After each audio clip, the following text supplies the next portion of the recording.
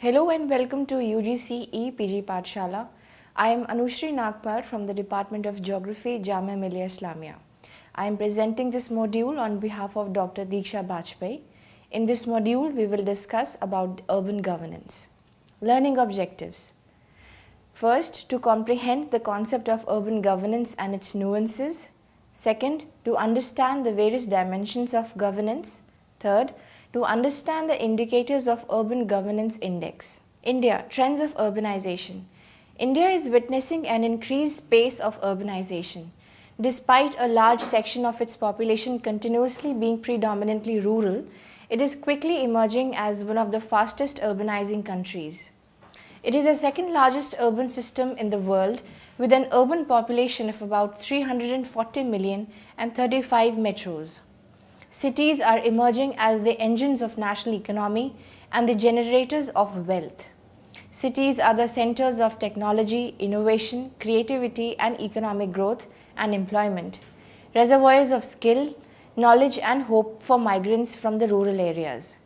There has been a steady increase in country's urban population over the decades.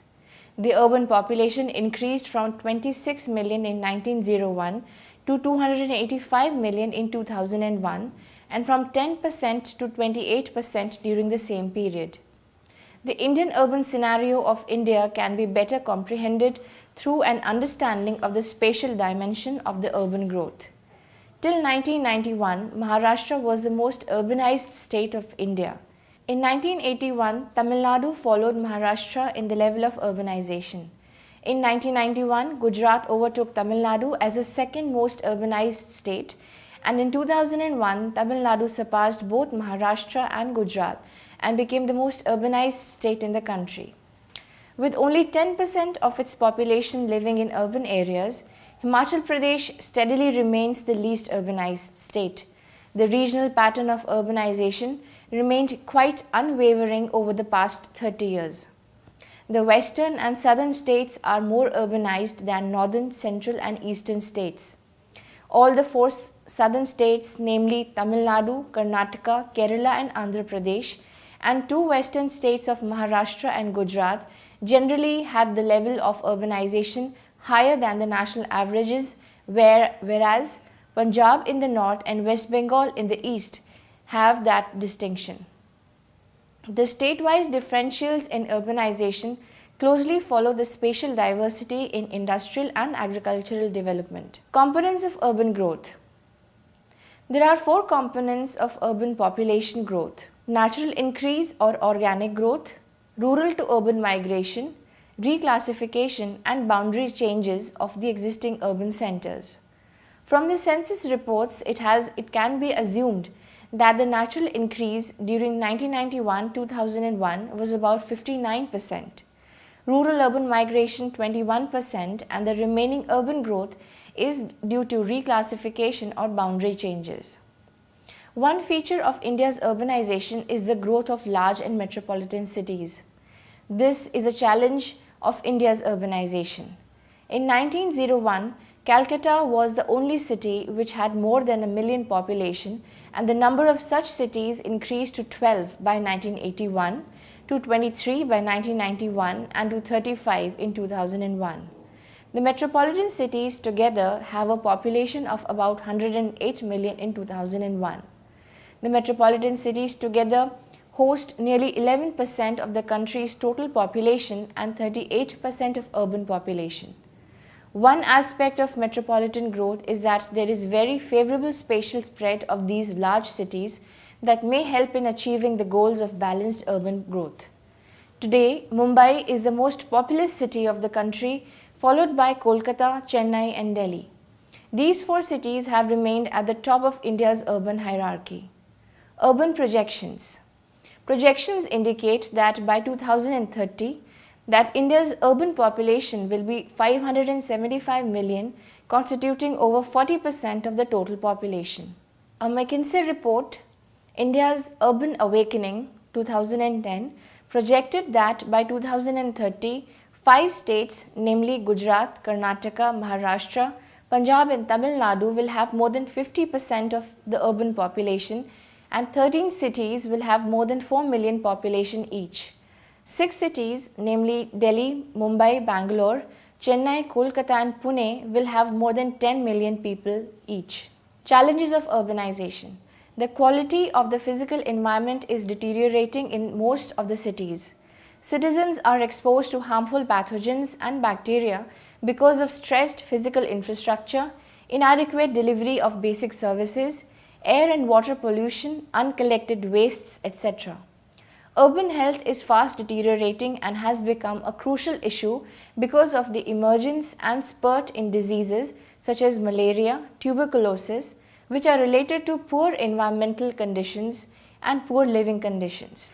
The other serious problems include: first, hasty economic activity whereby urban growth is much quicker than their solutions and there is no reliable data being generated to track this. Second, multiple agencies with manifold institutional jurisdictions like basic services with ULBs and PDS, housing with other state departments.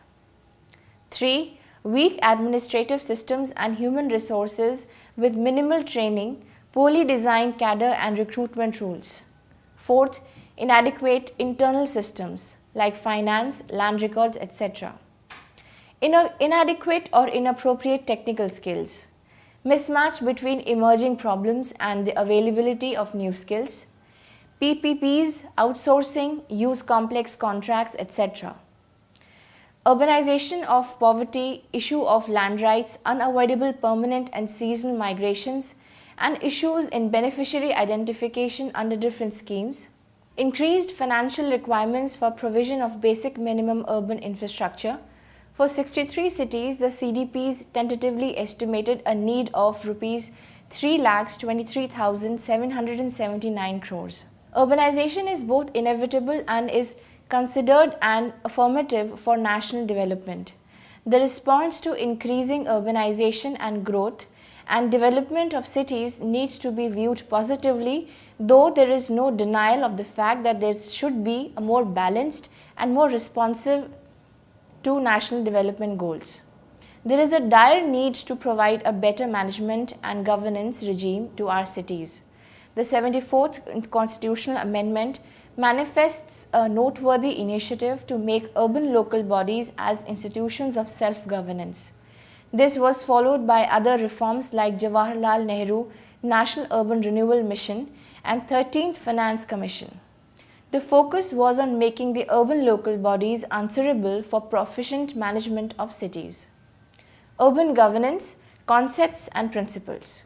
The gradual transformation of the predominantly rural society to an urban one has set in motion in India. There are significant structural shifts in the economy with the decline in share of primary sector output and employment.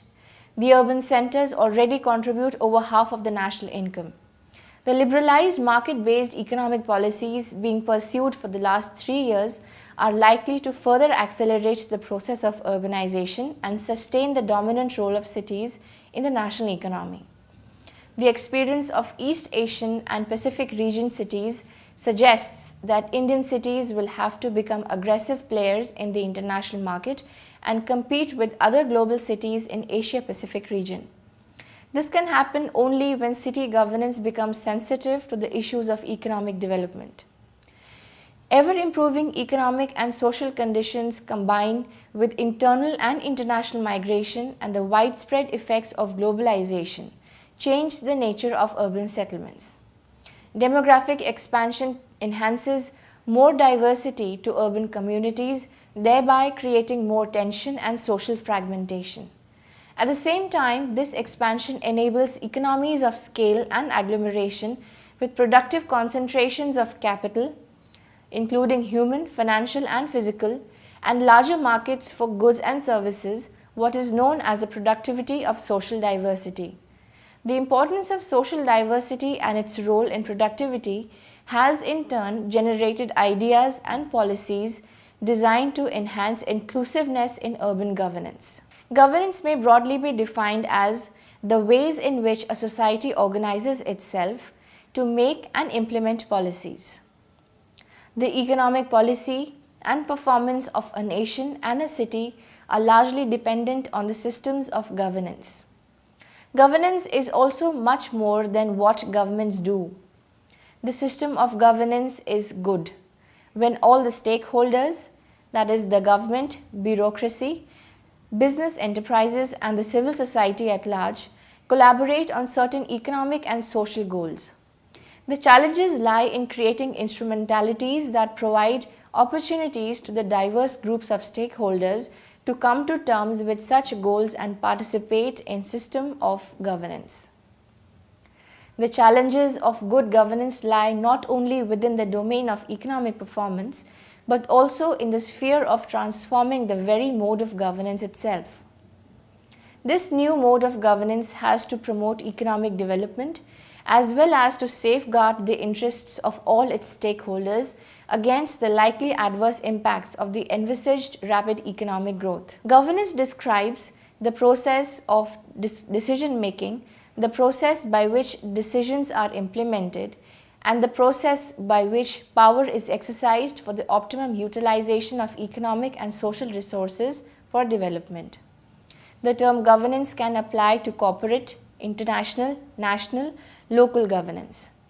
Good governance is a term used to describe how public institutions conduct public affairs and manage public resources in order to guarantee the realization of human rights and sustainable development. With increased urbanization and growing importance of cities in national economy and development, conventional methods of governing the city with top-down approaches have proved to be restrictive and inadequate. There has been an increased demand of avenues for participation in urban governance to increase transparency in civic management, modernizing administration, improved service delivery, etc. The need to adopt new systems and methods of governing the cities that are inclusive and facilitate active and effective participation of all stakeholders is being increasingly realized. There is also a realization that the existing capacity of the urban local bodies is limited and needs to be enhanced systematically, which only will contribute to good urban governance. Urban governance is defined as the sum of the many ways individuals and institutions, public and private, plan and manage the common affairs of the city. It is a continuing process through which conflicting and diverse interests may be accommodated and cooperative action can be taken. It includes formal institutions as well as informal arrangements and social capital of the citizens. Good urban governance is a progression by which the quality of life in the cities can be improved, a proficient and effectual response to various urban problems along with accountable local government working in cooperation with the civil society. It aims to support civil society participation in management of city along with municipal institutions, an inclusive process to achieve a quality of life as desired by the citizenry, particularly the poor and the disadvantaged. It promotes inclusiveness of stakeholders, reduces poverty and increases the involvement of all stakeholders in the political process of governing the city. Good urban governance, however, is not a panacea for all urban problems, ills and controversies. It is undeniably linked to citizen welfare and enables the community to access the benefits of urban citizenship, including adequate shelter, security, tenure, safe water, sanitation, a clean environment, health, education and nutrition, employment and public safety and mobility. Through good urban governance, citizens are provided a platform that allows them to use their talents to the full to improve their social and economic conditions. Good urban governance, like good governance, is characterized by the following criteria. Sustainability. Cities must balance the social, economic and environmental needs of present and future generations, and this includes having clear commitments to urban poverty reduction. Subsidiarity of authority and resources to the closest level to facilitate efficient service delivery, to facilitate community initiative and responsiveness. Efficient delivery of services and promotion of local economic development through sound and cost-effective financial management. Delivery of services, goods private or public, people partnerships, etc. Transparency and accountability of local bodies to facilitate citizens' understanding of municipal performance through information flow, active citizen participation in local affairs, etc. Civic engagement by all stakeholders including women, poor, members of civil society, etc.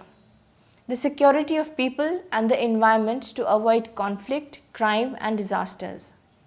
This refers to the security of individuals in their living environment.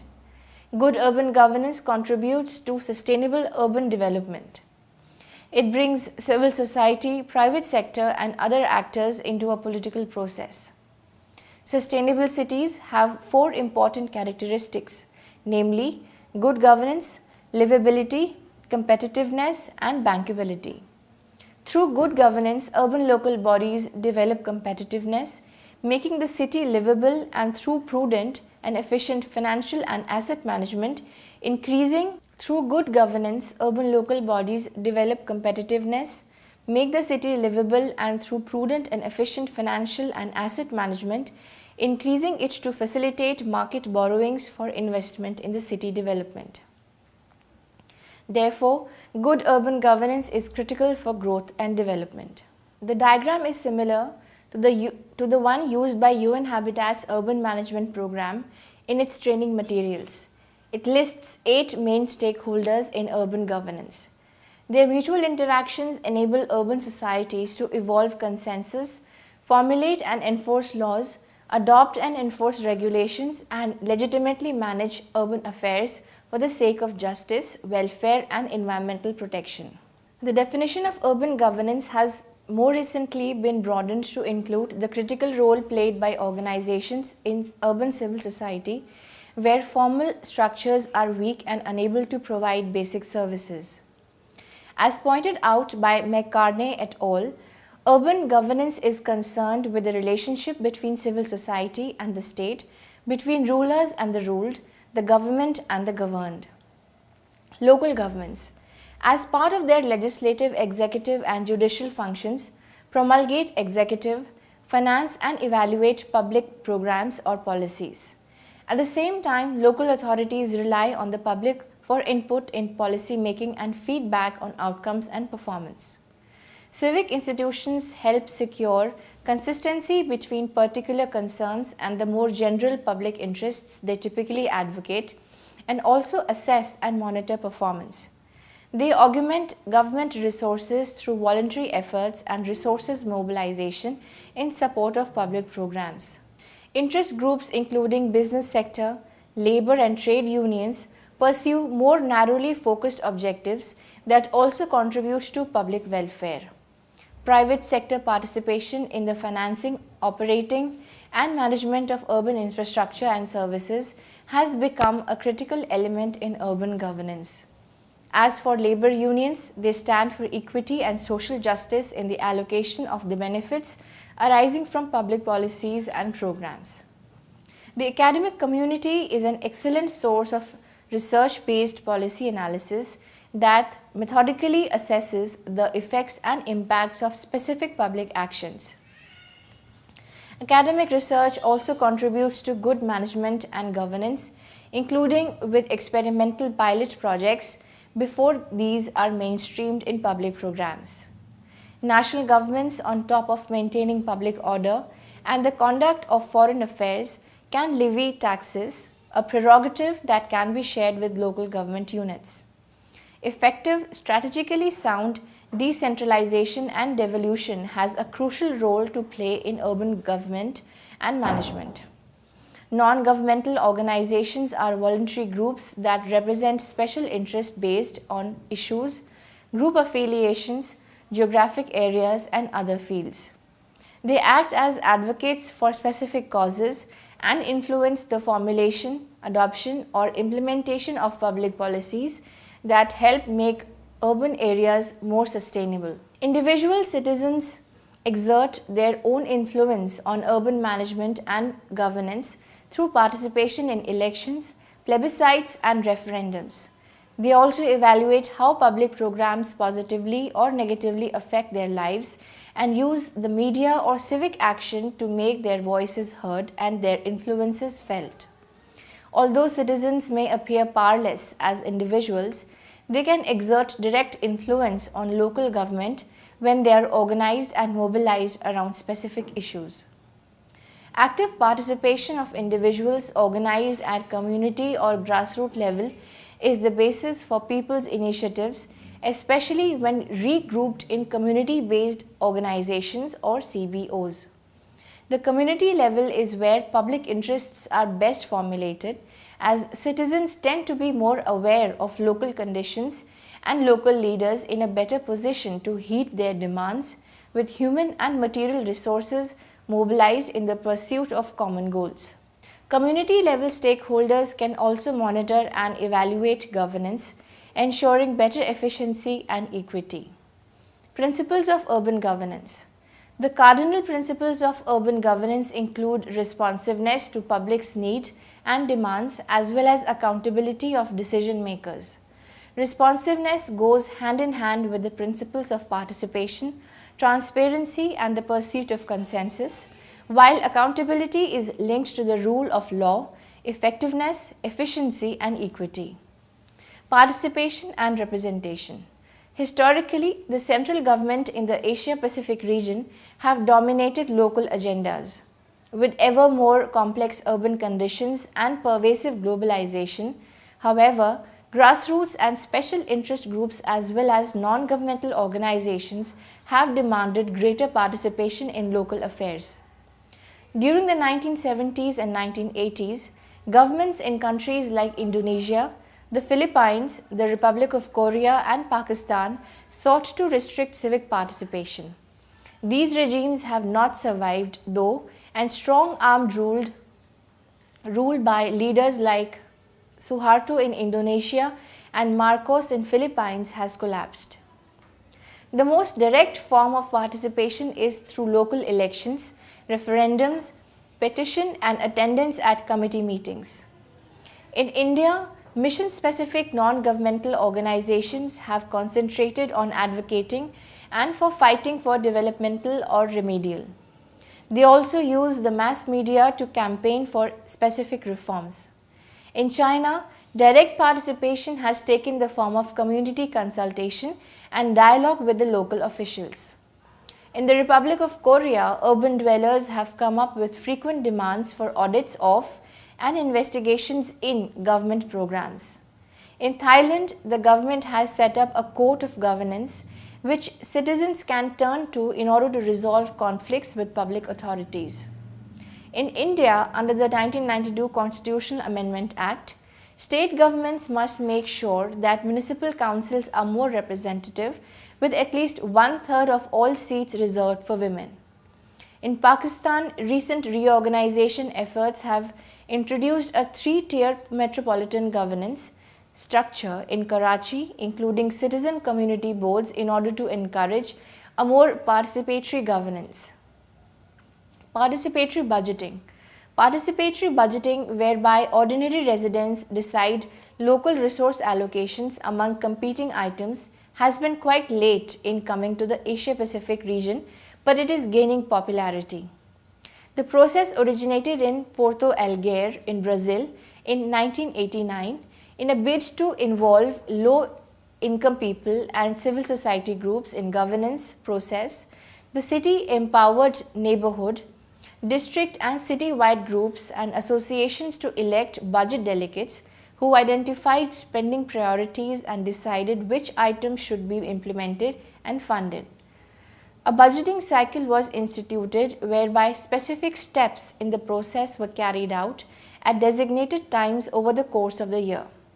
In Indian cities, a number of civil society groups have engaged in analysis of state budgets, prepared budget briefs, and influenced local legislators to allocate more resources to programs that benefit poor and underserved communities.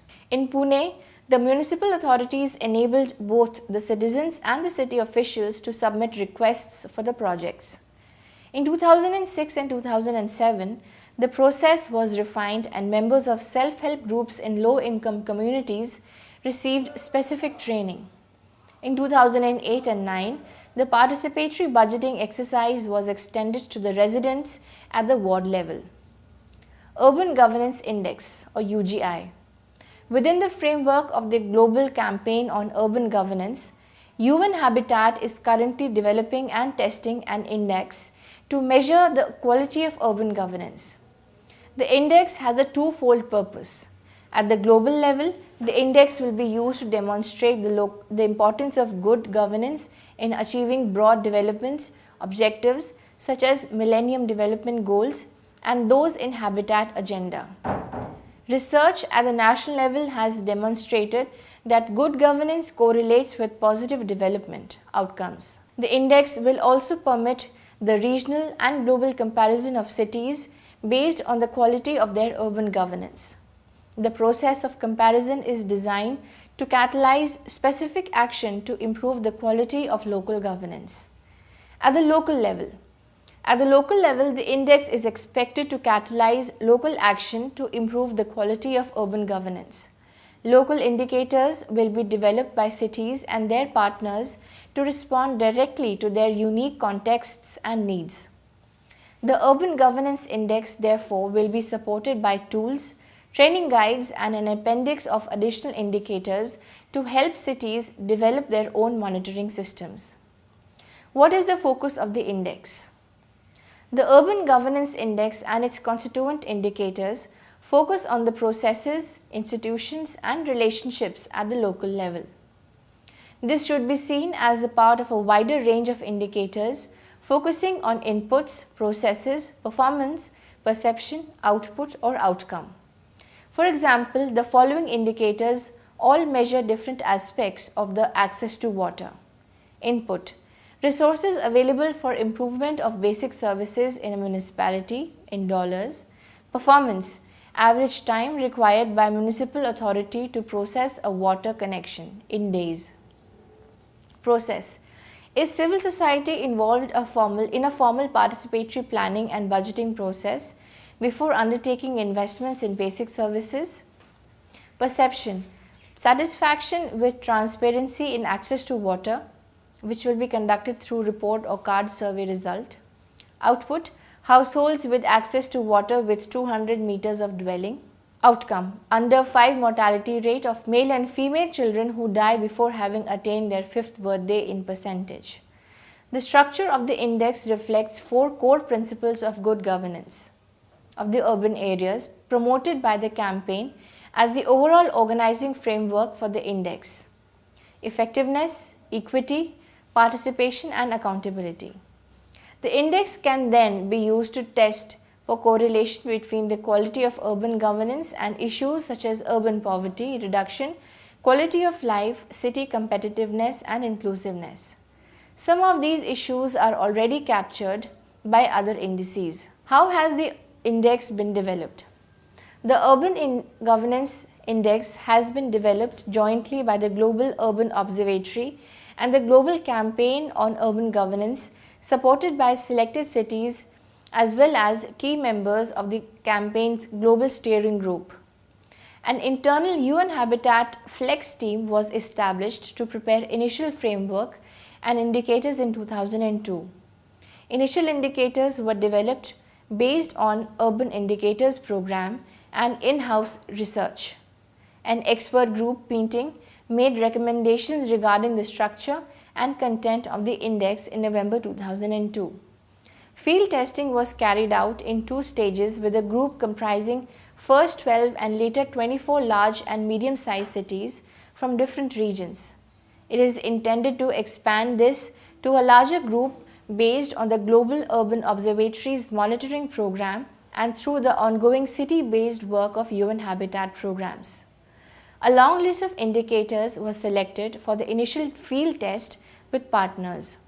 Based on the results, indicators that demonstrated the strongest correlation to the quality of governance have been selected for inclusion in the index. Opportunities for national adaptation of the index are being actively pursued, including in Indonesia, Somalia, and Sri Lanka. National application is already underway in Zimbabwe and Mongolia. Discussions are ongoing with local authorities, associations to develop a good governance hallmark or award system for cities based on the index results. What are the benefits of developing urban governance indicators? Indicators are essential to assess the effectiveness of policies. For example, decentralization policy, gender policy, etc.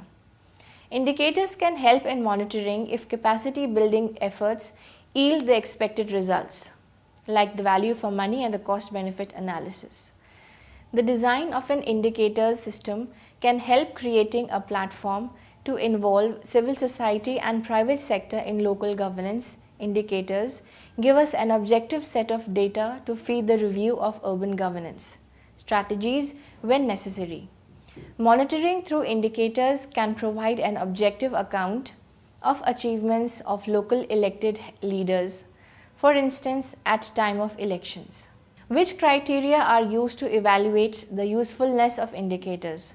A list of criteria was proposed for evaluating the indicators that will make up the index. The key criteria include the following: relevance for monitoring urban governance principles and relationships, ease of collection including availability or effort required to obtain data, credibility for partners, investors, media, electorate, universality of use at local, national, regional, global levels. Conclusion: cities and their governments more important as new state space. Urban poverty needs to be recognized as multi-dimensional deprivations. City governments need to strengthen their own capacity and link up with other scale governments of government, metropolitan governance and city-to-city networks and transnational urban governance networks. Diversity of citizens' identities and interests made explicit so that inequalities do not grow further. Participatory models can support redistributive urban policies. Urban regime research still very necessary to analyze government, private sector links. Thank you.